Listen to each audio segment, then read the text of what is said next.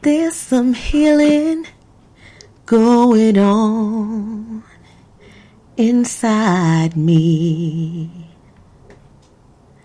I can feel it very strong in my vibration. I go up and down and round and everywhere. I laugh, I cry, I shout out in despair. But I know it's a part of the process I have to bear.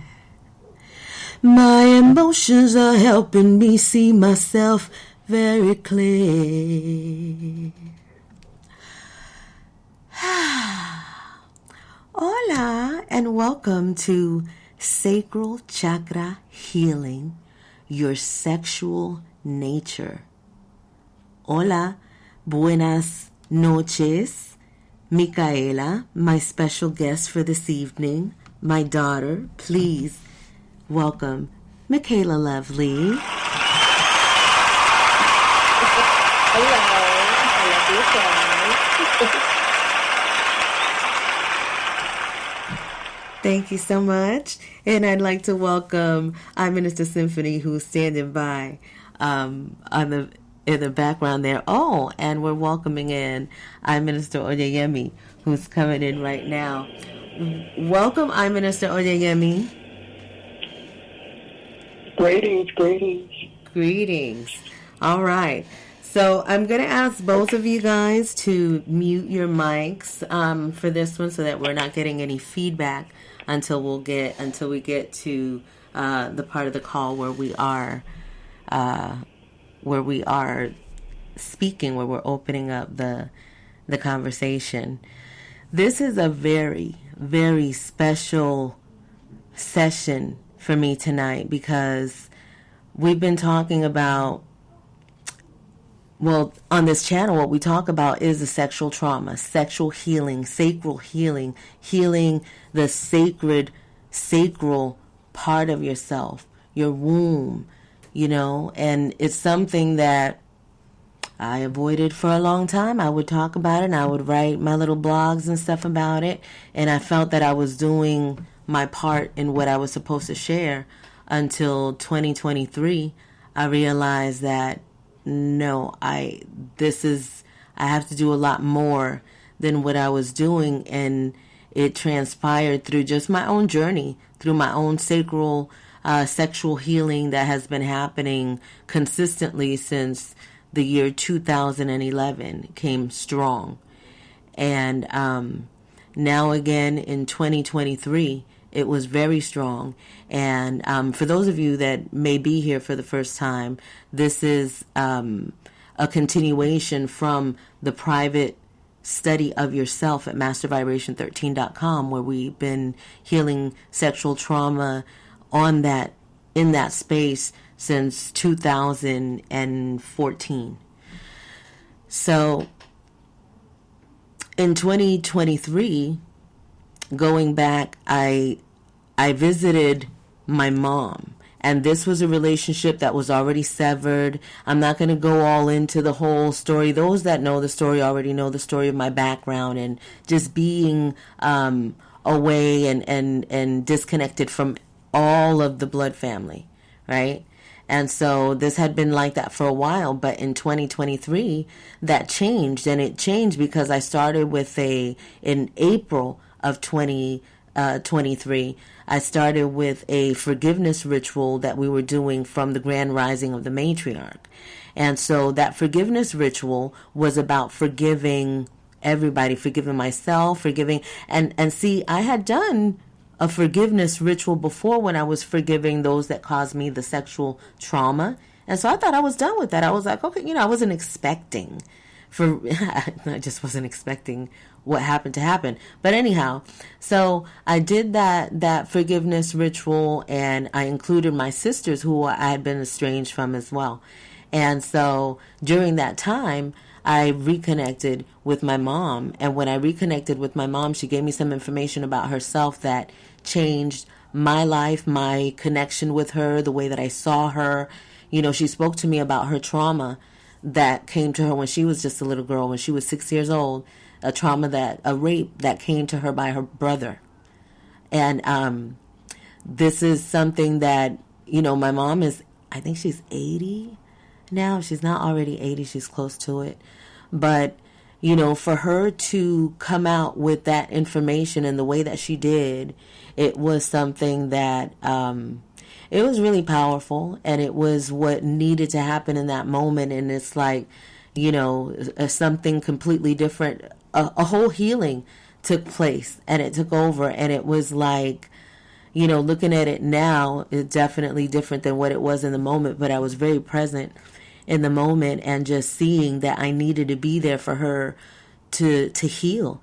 And, at her age, she's suffering from the different things that people her age may suffer from, dementia and, different things. And she's very caught up when you're sexually traumatized, especially at a young age like that. It is something that just it's in your system. It's in your system, and everything that you create thereafter is gonna have that in it. And my family and I have all been, I can only speak for myself and my experience, but in my experience, the sexual trauma that carried on through my mother became very clear as to why I experienced the sexual trauma that I did. Because so many times I asked myself, why was a little girl? Why did that happen to me? Why did it happen to me as a little girl? And so then when I discovered what happened to my mom, and then, recognizing and understanding energy and how it exists and doing this work, it was very clear to me how it all happened and how it seeped through me and how that energy is just so powerful. And the other part of it is it's what I called for. I chose her to be my mom. And so this sexual trauma also, it goes from, so many lifetimes, especially as the divine feminine. And a lot of people don't, it's like, it's just really interesting to me how people talk about this energy that's happening now, this divine force, this divine feminine and the great mother. And they, they want to act like they respect it, but they don't, they really don't. They really, really don't. And it's something that you have to really, really heal in order for you to understand it. And so having my daughter here today, I wanted to talk to her about love, and I wanted to talk to her about sexual trauma and love, because the first thing that happened, and I know that I kind of jumped a little on the story, because if you have not checked it out, check out the other sacral chakra healing sessions that we've had that, I've definitely touched on it on a lot of where I've been. And I just got to be really open with everyone who's listening now. This is for documentation purposes. Like, this is happening in real time now. It is what it is. And, once it's here and it's set and it's documented in this space, we move forward and we go on in the highest vibration of love. This is for release. This is for clarity. And so I wanted to, when I asked myself that question, because she came to mind, because she likes to watch RuPaul. So, if you don't love yourself, how are you going to love somebody else? And that always comes to play when you go through this whole trauma cycle, and then you start thinking about love and what love was and what love is and so it can get really misconstrued. And so when I started asking questions about that and feeling like, well, if I wasn't loving myself, how was I loving the people that, how was I loving my children? How was I loving my family? How was I loving anybody if I didn't love myself? And so the reality of that is that love is a frequency. And when you are in the frequency of love, there's no denying that frequency. There's really no name for it. It's a feeling. It's an energetic frequency that when you feel it, you know that it's love. And it's defined as the word love because that's the word that people have put on it. But it's a feeling. And it is an undeniable feeling. And that feeling doesn't come with it doesn't come with control. It doesn't come with any confines. It doesn't come with, love is God is love, and so if that is the energy of love, and you're able to wrap your mind around it once you experience it and fully know what it is. So I wanted to say to my daughter, Michaela Lovely, I love you. I am so sorry for not being a better mother, a different mother, forgive me for the, and I shouldn't say that I'm sorry for it, because I'm not sorry for it, but forgive me for not being the mom that maybe you expected, maybe that I could have been, a different mom, I don't know. But whatever it is, like, you're an extension of me. You know what I'm saying? So it's like, whatever is in you that is like out of balance definitely has something to do with your creators. So forgive me for not being something else other than what I was. Well, can I add something? Absolutely. Well, first, I so appreciate the apology. I do accept it, but from my perspective, and it's something that I've said since I was younger, is that I have always felt that I got the perfect parents for me, for the kind of person that I am, and my creativeness. I you hear stories of parents not being supportive of the routes that their children takes. I never ever doubted either of my parents accepting of me. I always knew that I had your support in whatever I did, any time, no matter what I did. So, and with the whole situation that went on with Abuela, it's what that opened my eyes to, was just how much strength and self-work it took to break that cycle. Because even looking at your sisters and other people that have a similar story, because as crazy as your story is with your mom, there's other people. It's not the only one. There's other people who have issues with their parents and with the women that raised them, and then the cycle continues with their children. And I feel it was so evident that the cycle in that sense was broken. And even though there's always things to be worked on with oneself, everybody's always growing, that cycle of destruction, I felt that was broken with you. And it makes me, even though I don't have a relationship with my grandmother, I know that when I have kids, my kids will, and I'm also starting a cycle of new new family traditions and new ways of looking at things that I'm excited to pass on. And it was a growing experience, if that makes sense.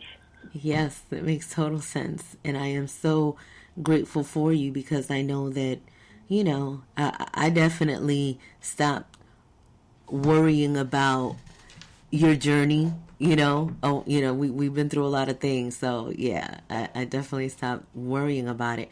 What was it like for you to hear the news? Cada cabeza un mundo, right? Every head is a world. So I was going through my experience, but what was that like for you to be in that experience? Yeah, I'd say for so much of my developmental, teenage years, was without that side of the family. So it was a new normal. It was always just I know them by name type of thing. It was oh, abuela. It was just I have no connection with her. So when the situation came up and it was your mom is back in the picture for a second, mm-hmm. It was really weird, because it was weird to see your reaction, and it kind of made it real, wow, no, she actually does have a whole mother that she has a relationship with that, mm-hmm. I don't even understand, because I don't have a relationship with her. So it's like, it's a whole like level of things that I just don't understand. So I was like, I just knew that it was time, like during that time, I was just supposed to be there for you and help you. And like, I just kind of played it in that way, was very like observant of, you know, it brought out a different, you know, side. I've always seen you as my mother, so it was weird to see you as a daughter in that moment. No, not my daughter, but as a daughter. Right. Yeah. That's very interesting. Thank you for that. Huh. Yeah, that was it. It just changed everything, and it was good, and it was a relief that I didn't know that I needed, you know. I was resolved in my mind that was done, and, you know, just to listen to you right now and see, like, yeah, it did so much. It really was a magical moment, and I'm so grateful that we were able to have that. I want to move along to a bit of a different subject in regards to this sexual trauma, because when you suffer sexual trauma is something that it could come into your life out loud, or it could just be like a little creeper, you know, and that just really depends on the personal experience of the individual. But because of being introduced to this for, you know, since I was a little girl, my sexual, you know, life started like when I officially lost my virginity by my choice a week before my 18th birthday. And that was just like the beginning of a whole new, different kind of trauma. And so your experience, Michaela, you're 26 years old, your experience in the sexual world was always just completely different than your father and I. And we've always told you that. And it was, for me, it was, and we've had this conversation before, I really didn't, it was interesting, and, you know, because I couldn't really relate to a lot of things that you went through in those years, right? Because my lifestyle was just completely different. And I always wondered, I was like, well, why?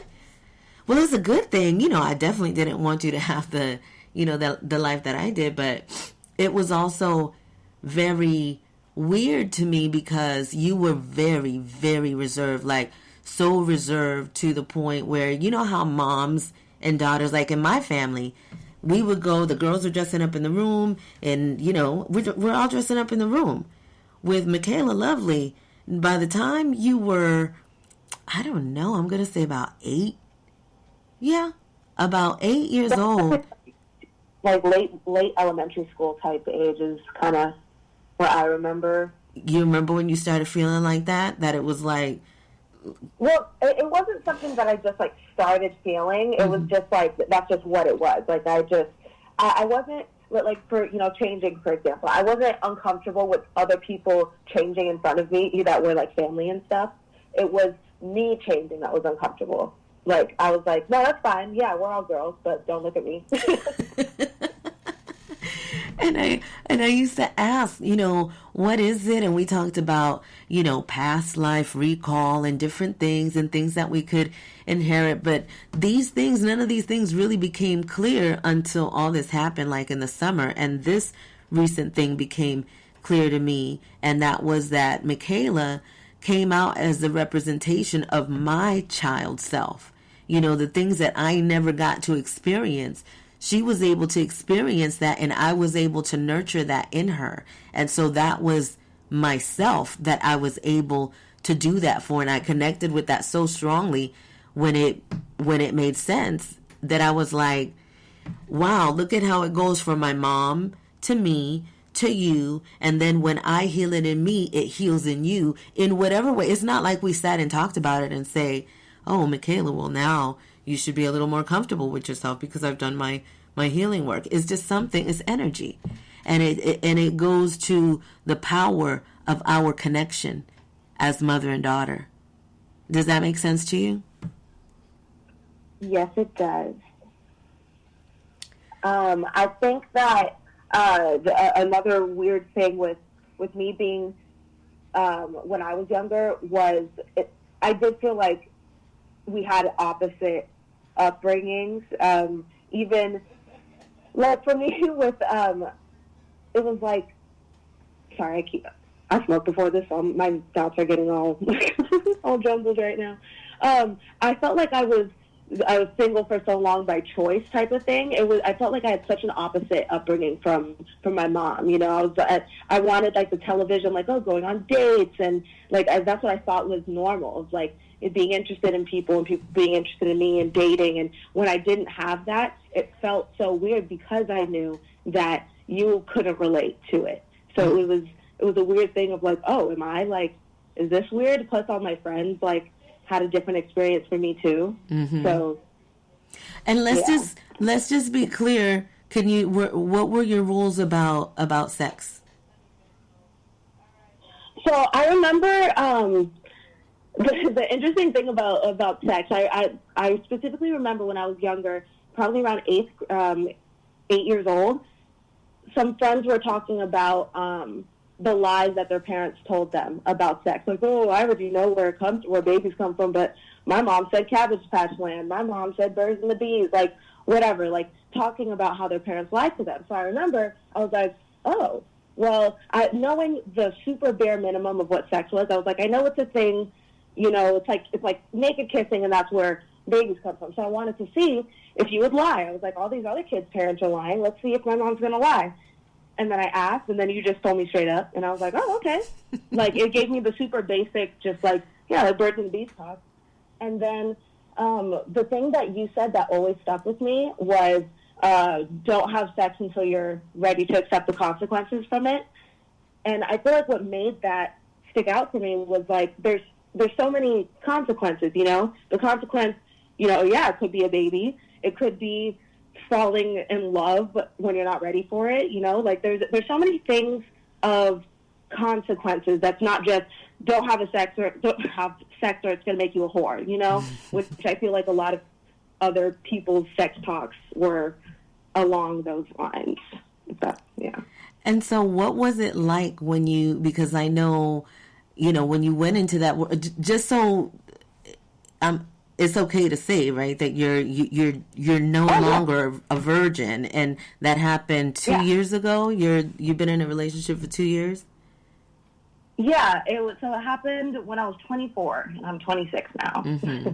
And so prior to that, because you started, one of the things that I was really concerned about with Michaela was just, you know, Michaela is really creative, but one of the things that I had thought about and I would pray about it was Michaela, before I came to this awareness, right? I was wondering if Michaela had been sexually abused in another life and has had some kind of a trauma, because I knew it wasn't in this lifetime, because her dad and we was not playing with our baby. Like, okay. So I thought maybe it was a past life experience that has her, you know, because she was just really, really, really timid, you know, like she was just like super shy in that regard and really uncomfortable. I mean, she was so uncomfortable with just sexual energy in terms of even liking boys that one time she had a crush on, who's that guy that you liked on High School Musical, whatever? It was Corbin Blue, and she got so angry, like she was seriously mad at me for saying that she liked Corbin Blue, and that, you know, yeah. Well, it was Fifi too, because Fifi went more of a teasing route, and I didn't like being teased. So that also made me get really defensive about it. Yeah. So I always encouraged her to, you know, dance, and definitely she did dancing. But it's funny because then she was encouraged to do pole dancing, you know, and it was like, yeah, pole dancing will be great, because I don't look at pole dancing as, oh, it's a stripper, my daughter's going to go strip. I'm looking at the sensuality of the art and what it is. And I felt that that's going to be something that's really good for her. And so it was really interesting, because she went into a world, and she went way into what she went from from not being exposed, really, well, I really don't know how much exposure she had, to sex and sexual things, but you went from like 0 to 100 when you kind of became an adult. And so what was that like for you from your perspective, and what the world was, the sexual nature of the world? Yeah, I think that it was still it felt like a gradual change for me. I started dancing, before pole dancing, I started dancing on an all-female team called Exposed, which, despite the name, we were just dancing in heels. It was like jazz funk. It wasn't stripping. And being on an all-female team and having it be the first time outside of high school with, toxic, like bitchy girls, that was my experience. So being on a dance team with all women and getting that girl friendship, that is what definitely started the introduction to femininity, because I was very much tomboyish in high school. What's funny is that in like Latina culture, you don't wear makeup until you're like 15, the quinceañera. Yeah. My mom didn't have to worry about that. I didn't want to wear makeup. I didn't want to do these things. But the first time I wore makeup was junior year, and all I did was wear eyeliner and mascara. So there was never a talk of like, ooh, girl, don't do too much.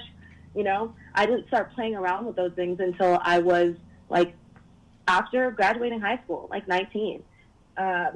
So being on that female team and having fun, especially, my best friend now, Micah, who I met on that team, she was such the opposite of me. She was very much into hookup culture, and I was living vicariously through her. She tells me the stories, and it's just like, oh yeah, this is what I be doing, and it wasn't enticing to where I wanted, to experience hookup culture, but it was fascinating to me to not be timid with people like touching you and stuff. I was like, we are opposite. That's crazy. Mm-hmm. So, being her friend definitely brought forth more of the curiosity. And as I started to, kind of gain a little bit more confidence, see myself as, more like sexy, which I never saw myself as, that's where more of the curiosity came. But my issue was I still didn't think that I wanted to experience hookup culture. Like, if I see a hot person, my mind doesn't go to, oh, they're hot, I want to have sex with them. It's like, oh, they're hot, and then it ends there. But those feelings of like of like that tension doesn't come if I don't know that I like you. Right. A pretty face is just a pretty face. So a one night stand could never happen for me. But I had gotten into a situationship for the first time and tried to like trick myself to think, oh, maybe I could have something casual. Maybe this is the door opening to just, fun casualness. And even though I didn't have sex with that person, being sexual in any way for the first time with that person, I got attached completely and then wanted more. It couldn't be casual anymore. So then my heart got broken because this dude was not looking for that. And then it was such a weird experience feeling the whole time like, oh no, I'm single, by choice, virgin by choice or whatever. And then it felt like, no, actually, I'm sorry, opposite. I felt like it wasn't a choice because I wasn't being approached by people, probably because my sexual energy was, like in a tiny little bean inside me. So I felt like, oh, it's not by choice that I'm like this. People just aren't approaching me, so let me try. But that didn't work out. I realized that the hookup culture isn't for me. So that was my experience with kind of the sexual awakening. And pole dancing became a really fun way to experience it more and have fun feeling sexy without it being for a man. I realized that I had so much fun finding myself attractive and doing something like pole where I feel sexy and strong for myself and not for somebody else to like look at me and touch me. I still don't want that. So I have to ask you this question. How would you feel whenever I would tell you, because I remember, we would have those talks and, for me, I was always telling you that you were protected and that you were being guarded and this is why. And were you like, did that make sense to you at all? when I would say those things to you? It does now, and even still, it's like a halfway. It's like I get it, but at the time when I was so insecure and feeling like I wasn't being desired by people, hearing, oh, you're just being protected, sounds, especially from your mom, sounds like when anybody's going to tell their mom, oh, you're just so great, they're just not ready for you, it's fine. No, you're so pretty. You know, like, I'm sitting here thinking, these boys don't like me. And then it's like, oh, but, you know, my mom thinks I'm great. So I guess I understand on a spiritual, subconscious level that I absolutely was. I was not cut out. I'm not cut out for you know, sexual promiscuity. I think that it takes a special kind of person that wants to do that, and all power to them if they feel like that is what they like to do. I wasn't built for that. But I also felt like I wanted it to be my choice, though, because I felt like I didn't even get a chance. I was like, damn, I don't even got a chance to hoe out. I don't even know if I want to, but, like, I want the option. And, you know, I have to say this as your parent, and I know that I could speak for your father as well, through this process, through that situationship that you had, you know, in cases, let's just say old school back in the day, that would have just been something, no, we kiboshed that immediately. Nah, we're not doing that. You're not coming near my daughter. You know what I'm saying? That would have happened. But we had to let it play out. Well, we definitely had to let it play out. One, because we've always had a very open relationship where you could talk to us about, you know, what was happening with you, and specifically me when it came to your situation with this person. You know, I always told, well, almost everything, but not everything. You already know. You already know what it is. Women, we have to keep things.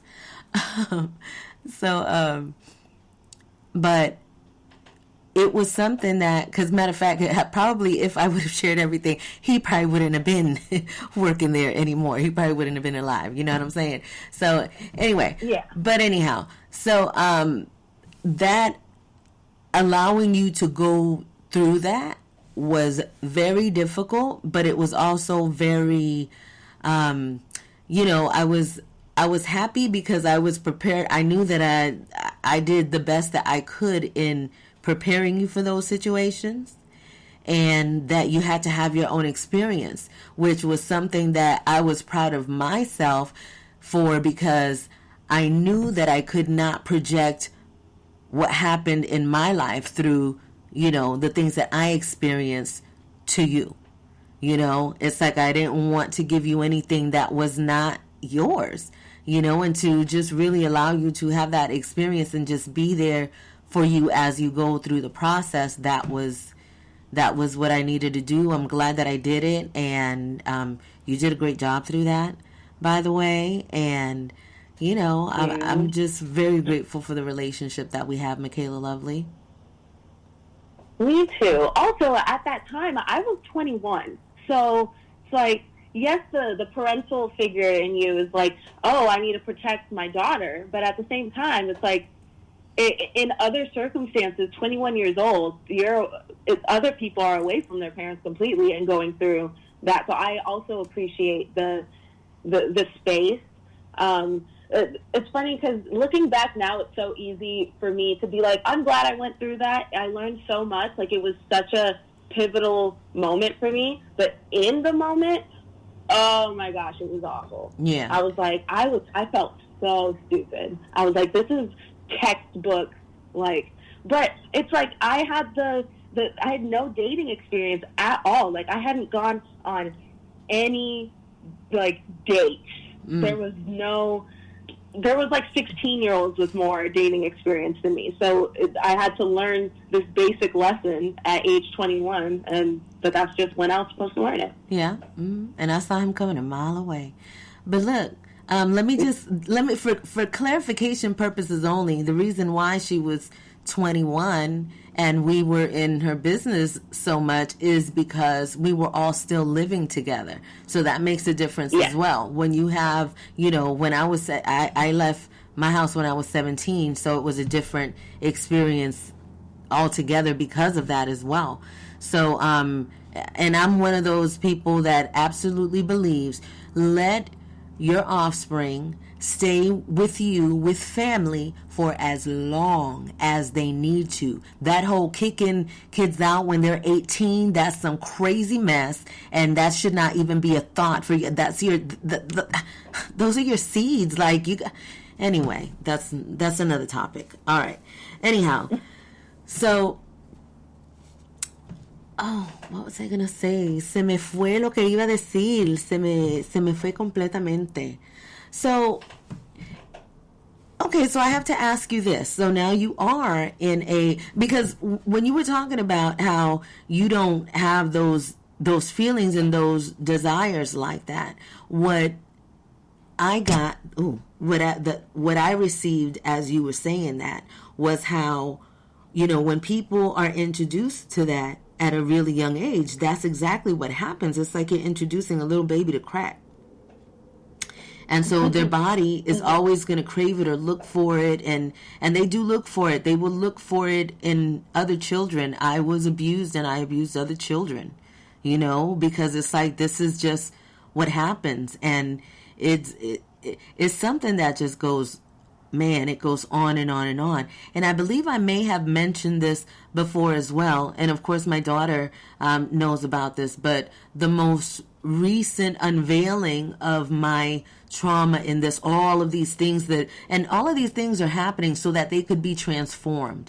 And just so that everyone knows, I am by no means in a space where I can't talk about the things that I'm talking about in terms of my emotional being. I am in a great place. I have healed from those things. You understand? But life is just a whole healing. We never stop this process. But this that happened just recently showed me that we never stop in this process, because I think it was in October or November, or was it December? No, it wasn't. It had to be December. Yeah. No. It was November. I would have to look at I'd have to look at my phone. But so I'm talking, I have a conversation with my sister, and we start talking about like this trauma, because when these things come up, they're starting to cook and everything, and different things coming out. And I had always had this awareness that I was 8 when I first was traumatized, right? Sexually traumatized.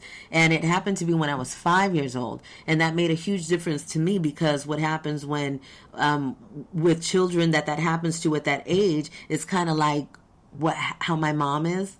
My mom is not going to heal from this, that it is up to me to heal my mother. You know what I'm saying? It's like my mom she's going to be out of here soon. And when she leaves, everything that she has with her now, she's taking that with her in her soul. And right now I'm hoping, and I pray all the time, I pray that she gets relief, from this pain that she feels, that she still feels. Because when that happens in your mind, when you're little, you continue to create sexual traumatic experiences that continue to play out in your mind. You compartmentalize. You do things that you don't remember what you do. You hurt people. You don't remember that you hurt them. You're like 100 million people. And so if you never get the opportunity, she's always wanted to heal. I mean, my mom is the holiest Catholic, non-Catholic you will ever meet in life. You understand what I'm saying? Like, she's the for real Catholic. We won't get into the world of the Catholics, but it's like she was looking for it, but she didn't know how to get it. And she wasn't able to get it until this day. If you were to connect with her, you would see, the trauma that exists. The trauma still exists in her to the point where, sometimes she likes me, but as soon as I walk out the door, she's hating me. You know what I'm saying? It's like those are the things that she's going through now to this day. And so I could love her. I love her so much. I love her. And I send her love, and I pray for her all the time. And I make myself better for her, because I know that this that I have in me and what I have instilled in my daughter and what we're doing and how we are honoring this divine feminine is healing her, because it couldn't have happened without her. It doesn't matter what my mother did, what I felt. The day that healed in me, that was the day that there wasn't even a thought of, oh, my mom, she was like this, or she was mean, or she did this, or she did that. I mean, oh my God, that day it was just like, wow. And so for me to find out that information, I realized that I not only dodged a bullet, I mean, look at me today. You understand what I'm saying? Look at my offspring. Look at my life.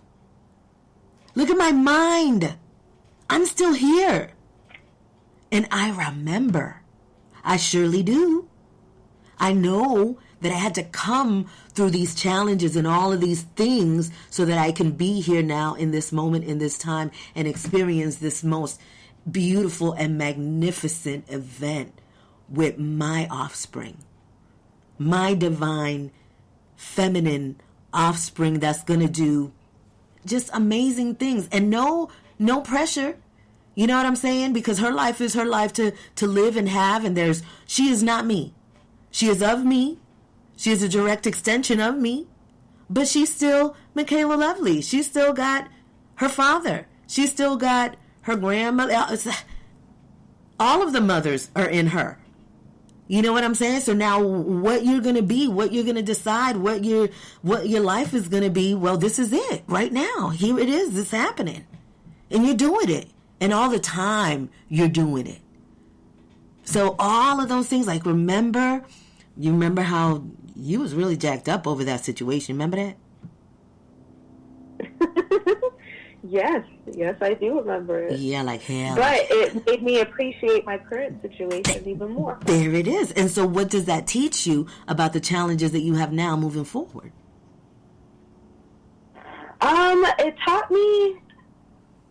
taught me a lot about, my expectations and my impatientness, because now being in a good situation, it's like, oh, okay, sure. I mean, yeah, I waited 24 years for a relationship, but I mean, this one was great. So now it's like, okay, that's fine. But in that moment, I was very, very impatient about it. Mm-hmm. And so what I'm asking though is how you see how in that time and it was just horrible, but now you're seeing, oh, look at what came out of it. And so do you see how you can apply that same technique, not just in your love relationship, but like in absolutely everything? Like when you have challenges of like a job, for example, it's frustrating. It's, all these emotions. And it's important for you to know that these emotions that you're having through the process are important for you to experience. Like, it's important for you to experience all of these emotions that you have so that you know where to place these emotions and how to utilize them. And so you, for example, you're an Aquarius and you're a crier. And so how do you use this energy in your life? It's not you stop crying. It's you know how to use that energy. And so everything that comes in your situation is not for you to panic about it. I know it's easier said when you're just talking about it, but everything that happens is so that you know, okay, here's my puzzle, because you love you some puzzles. I do. That's all you got to do is put the puzzle together in each moment. Yes. What I like to do, first of all, thank you again so much, Michaela Lovely, for being here. We've been talking for a bit, and we do have some wombstresses on the panel as well. So I want to yield the floor and see if anybody has any comments or questions, anything they want to ask Michaela or myself. I yield the floor.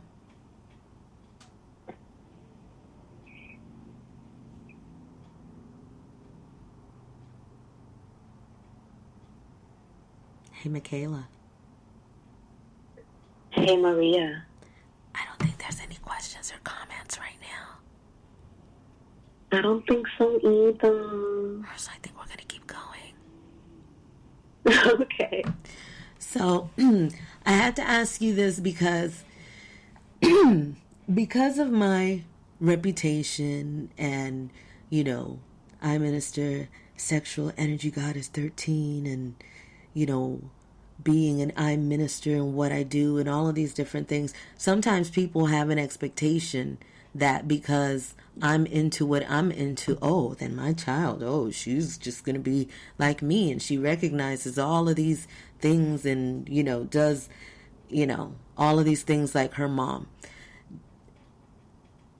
How do you feel about that? Was that ever something for you that you felt any kind of pressure? I think the pressure came more so from me than anybody else.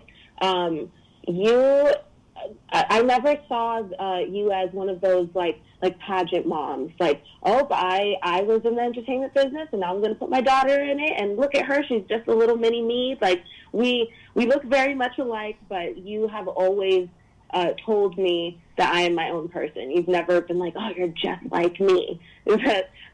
But because we were into the same things, and I knew that we were similar and had such a bond, that expectation went on me to like, well, my mom did such great things. Like, she did such cool things that I would want to do. She hosted a radio show. She had an album. She used to work on movies. Like, all these things that I thought were cool and would want to do. I was like, okay, well, I'm her daughter. I need to do, like, it needed to be like a Jada Pinkett and Willow Smith situation. That, like, the pressure definitely came from me and not from anyone else. And I think that coming into adulthood with me being, 26, my frontal lobe just finished cooking like yesterday, like I'm rediscovering who is Michaela without her parents.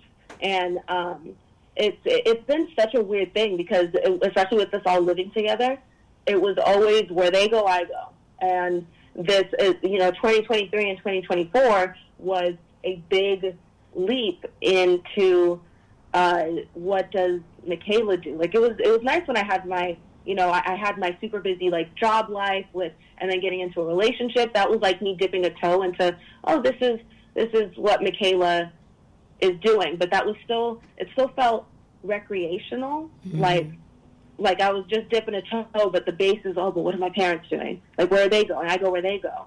So it's been it's an ongoing battle trying to figure out who Michaela is going into and what is her plan outside of her parents, but also how can it work in collaboration with her parents? Because I don't feel the need to separate from you guys, be like, no, I need to have my own thing away from you and not be intertwined at all. I need to be a solid individual to help contribute to, the vision of the family. Okay. That is received, and that is wonderful. And I think it's important that you know that the vision is you. Like, you being good, and you being good with yourself, and you knowing yourself, and you recognizing who you are, and recognizing your power, and really not just really exploring yourself to the point that, it's so interesting because it's like, I can tell you something now, but it's like, you're in your world and I'm in my world. And it's like, it's the same but different, Mm-hmm.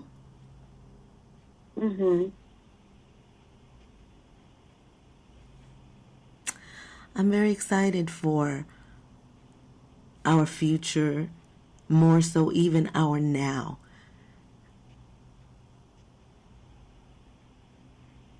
Yes, me too. Even the days where I am going through, but I feel like I'm very much in a growing pains era right now, where I feel very reflective on my past and everything that led me to this point, and trying to remind myself that everything that I did was for a reason, and it's all for growth. And even though I don't have it figured out right now, like I'm working towards it, and that I'm not stuck, even though it feels that way sometimes. You say you're not what, stuck? I'm not stuck, even though it feels that way sometimes. I have to remind myself that I'm just growing, and that even one step a day is still a step. Don't you get stuck, don't you get stuck.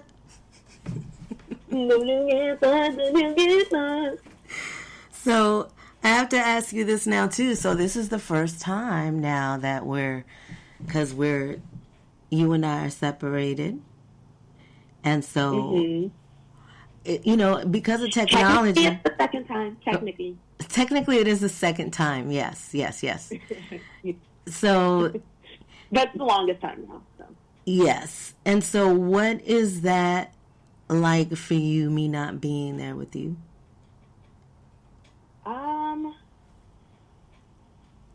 It's an adjustment. It's kind of like how I said, like I'm learning, and it felt like it all just happened. Before, everything was always hypothetical in the future, and thinking of the perfect circumstances in which we wouldn't be living together anymore. Mm-hmm. It was always, once I move out in my cute little apartment and you have your place, like it was those circumstances that we would talk about when we talked about not, mm-hmm. living together anymore. So the fact that it happened not in that way, and it was kind of sudden, then it's like, oh, you're in it now. It's not a hypothetical in the future. You are now in that hypothetical that is real right now. Yeah. So it's been weird. It's been an adjustment, but our relationship is just transforming. It's not worse or it's not deficient at all. Yeah, it's just a new chapter. Like this is the new normal type of thing. And isn't it interesting too how life, like when you said that, what came into my mind is when something happens in life, like all of a sudden, okay, the ship just starts to sink. What are you going to do? You know what I'm saying? And it's like, that's what happens in life, that you get thrown a challenge that you just have to get through that challenge. There is no, there's no other way around it. You're just getting through it. So now you're designing a different way of existence based on the current circumstances that just kind of flashed on you, And so that's, when I look at situations like that, I'm always grateful for being able to figure things out, because it's like when you're in the moment, when you're in hell, take yourself to hell. You think there is just so much darkness, and as you're not thinking that you can get out of that, and then when you finally do, because you do muster up the guts to get yourself out of hell, and when you get out of hell, it's like, oh, okay, I did it, and and every challenge is going to be different because it's made to level you up so that you can have these different experiences. Yeah. Michaela, your father's listening. Yep. And he says that nobody has it figured out. We think we have it figured out. Figured out is out of our control. We have an idea of it being figured out. Yeah. I think that goes into like releasing expectations, mm-hmm. and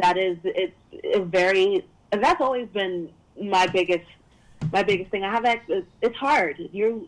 That's what your brain does. You expect things, but I think that it's not really about not having expectations, but being okay with the expectations not happening the way you expected them to. Mm-hmm. Yeah. Absolutely. That's a big one. If you're able to release expectation, then that's wonderful. And mm-hmm.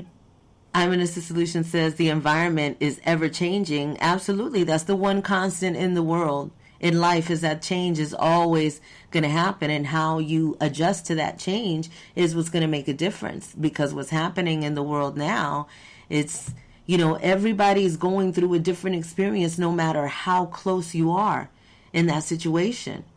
So, Michaela, I feel like my situation and where I am in my life, I'm being just kind of like pulled away from everything for this understanding that I have to have with myself. With like, do you recognize how important that is to me to do this work that I'm doing on myself? Yes, I definitely do. That was a big reason why I was happy to have some independence, because my independence is your independence. With being an adult, and that I, for the most part, like, could take care of myself. Like, I'm not like at the top of the priority list. You're able to put yourself first now. So I've always been like very happy, especially once I got a car. I was very happy for myself and for both my parents that their child, could get around themselves, so they can now put that focus back on themselves as a person and not as a parent for a little bit. Is there any question that you ever had about me that you were afraid to ask me?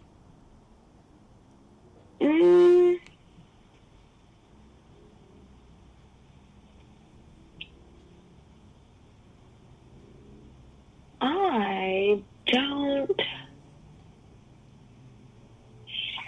Okay, not afraid to ask, but a question that comes up now, like, are you, do you have any, like, did you have to release expectations of how I was as a child, like what you thought I would be, or something, of like where I am now versus where you thought I would be, or things you thought I would do? I definitely had to release expectations, but I think that I did that a long time ago with you. It's like I always wanted you to be happy. I thought, I had ideas of what I thought you might do or how I thought you might be, but an expectation of you being any particular thing, I really can't say that I had that. I mean, I did have, as a parent, we do have certain expectations. Like, I expect for you to clean up after yourself. I expect for you to take care of certain things. I expect for you, so you have those expectations, your basic expectations of, training an individual to be self-sufficient. But in terms of who you are and, who you became, no, there was an expectation, and I guess it wasn't even an expectation, but it was an idea, a thought of like the person that you chose to be with. I thought that person would be different, and that was a different element that came into my whole experience, because I wasn't expecting that, but that wasn't for any other reason outside of things that we talked about. You know what I'm saying?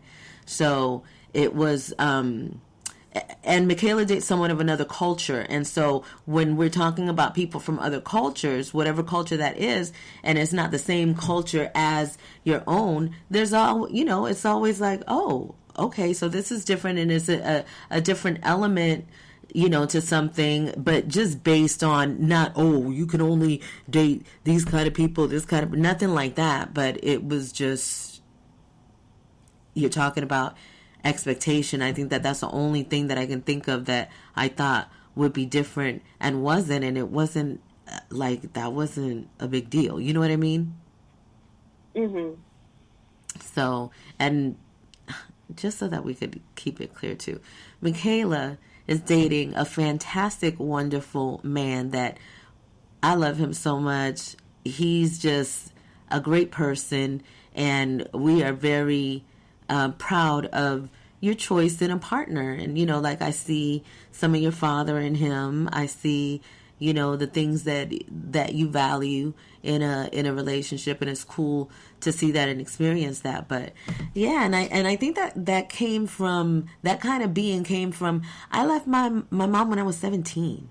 So it's like that, and then I grew up with the idea that I was going to be a terrible mom, you ain't never going to be a good mother, and you're terrible, so those were the things that I would hear and the things that I thought, so I really did not want, I didn't want you to be anything you didn't want to be. And I didn't want you to think that because you weren't whatever, that you was going to lose my love or that I wasn't going to love you. You know, it's like, yeah, no. So, nope, no expectations.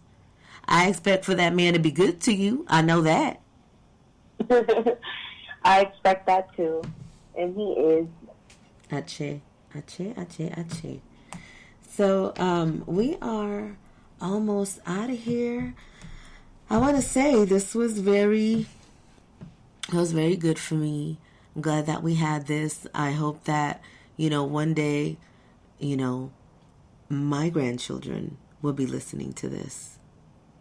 I want to say thank you to your father for making you possible for me. You are definitely our love child, and I'll never forget when you told me, I think you were, do you remember how old you were when you told me that you remember me in your old life? Oh, I had to be like early high school or something. Mm-hmm. That you remembered. Yeah, maybe like 20 years. Yep.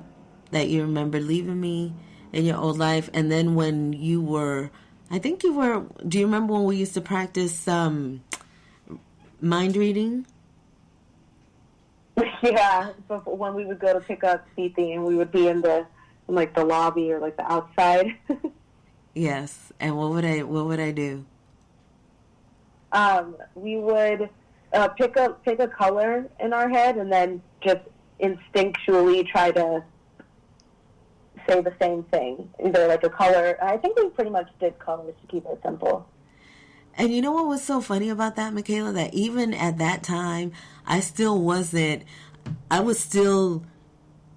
hadn't told anybody about my gifts. I don't think that I had said anything about my gifts at that time yet. So I used to do a lot of little things with you because, you were my kid and I knew you weren't going to tell anybody or think that I was weird because of it. Did you think I was weird? Did you think I was weird? Not at all. Not at all? Okay, that's good. I was going to say, because if I'm weird, you weird too. Ain't nothing wrong with being weird. Oh. What is it, since we have you here, can you just tell us really quick a little bit about what it is that you do? What is your, what are your gifts and some of the gifts that you share with people and how people can get in contact with you? Okay, well, yes, my name is Michaela Lovely. I'm an artist in multiple different forms and mediums. I like to paint. I teach painting classes. I like to crochet. I like photography, videography. I like comedy. I enjoy entertaining people and talking. Those are some of my artistic gifts. And you could find me on Instagram. Everything's just Lovely, Lovelee, or Lovely Painting Classes, Lovelee, Painting Classes. And yeah, I'm also just a creative person that is looking to grow and find other creative people to put art out there. I think that art is really bright lights. Art is really important to the world, especially now. I think it's so much more than just drawing or painting. It's how you speak without using words. Like it's healing. It's therapeutic. It's very, very important. And I think that everybody should have some type of creative outlet, and I would love to help people find out what their creative outlet is. Ache. Do you forgive me for not teaching you Spanish? Yes, I forgive you.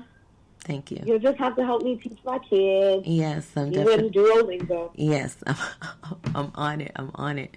What was I? Oh, what is another important thing that I tell you about that I always ask you about? If you do that, is like there's nothing more. I mean, art is really, really important, but like, what is even more important than art? That you know, I would say. Even more important than art is meditation, and meditation is how you grow your art. Achei. So the art meditation is an art in itself as well. Yes, it is. The art of meditation. It's a discipline. It's being able to be, to be still, and it takes a lot to be still because people are used to just being everywhere. But yeah. Before we close it out, I'm gonna ask anyone if they have any questions or comments before we shut it down again. I have a little ditty that I close it out with. Michaela, you want to sing it with me? I don't know the words. I know. Does anybody want to say anything before we close it out? Evidence Solution is saying the game is being the game is being adaptable. The game is being adaptable. Achei. Like a chameleon. Yes. Michaela, muchas gracias por tu presentación esta noche. What did I say? Thank you for speaking with me tonight. Thank you for your presentation this evening. Muchas gracias. Healing is a feeling. There ain't no make believing. It's with you alone you're dealing. When you're on the ride to find your way back to you.